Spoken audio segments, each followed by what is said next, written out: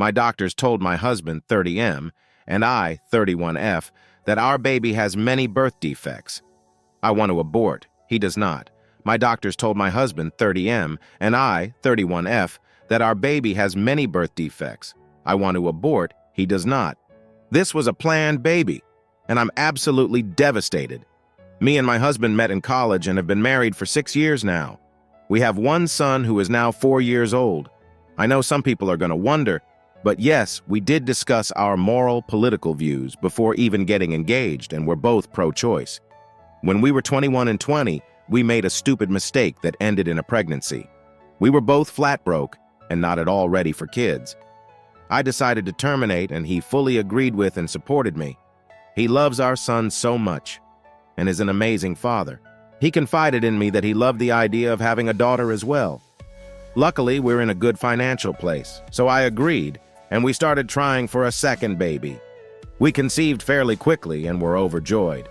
We also soon discovered that we're having a girl. My husband was so excited. As soon as he was told, he went all out and started to plan her nursery. He asked our son to help him pick which shade of pink he wanted, which crib to get, what the theme should be, etc.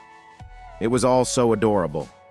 I don't want to reveal any personal medical history, so forgive me for being vague with the descriptions. At our last doctor's visit a few days ago, we were given the news that our daughter has severe birth defects. They think that she could possibly survive the birth, but any life that she gets to experience will be painful for her.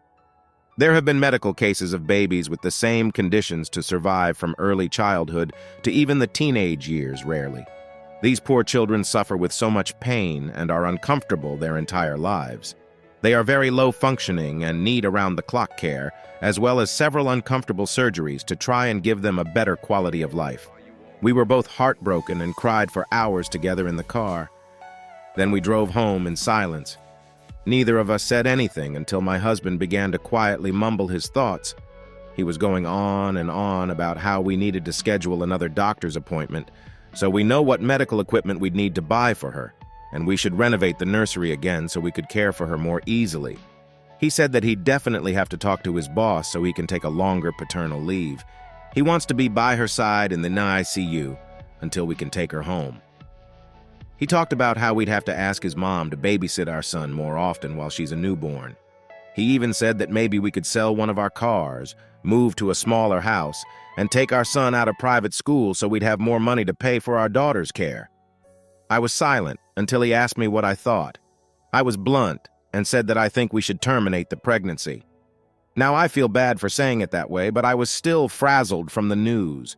This made him very upset. He began to cry and ask why I don't want our daughter, even with disabilities. I mentioned our previous abortion. He said it was different because it was unplanned, and we had no way to take care of the child. Now, we're in a pretty good place financially, so theoretically we could shoulder the cost of our daughter.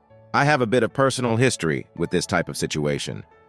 My best friend in high school was at my house all the time because her parents were way too busy with her severely autistic older brother. They did love her, but she was pushed to the side her entire childhood.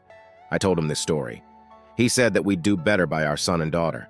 My best friend's parents were stupid for having a second kid after they already had a disabled one. He then seemed hopeful for a minute and asked if I was just afraid.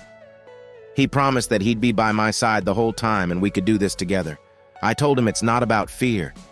Our daughter will be in pain constantly if she's born alive. It would be a short and painful life for her. I love this baby so much already, I don't want her to suffer like that. He began to yell that even if she doesn't live long, we could still pour our hearts and souls into making her life as fulfilling as possible.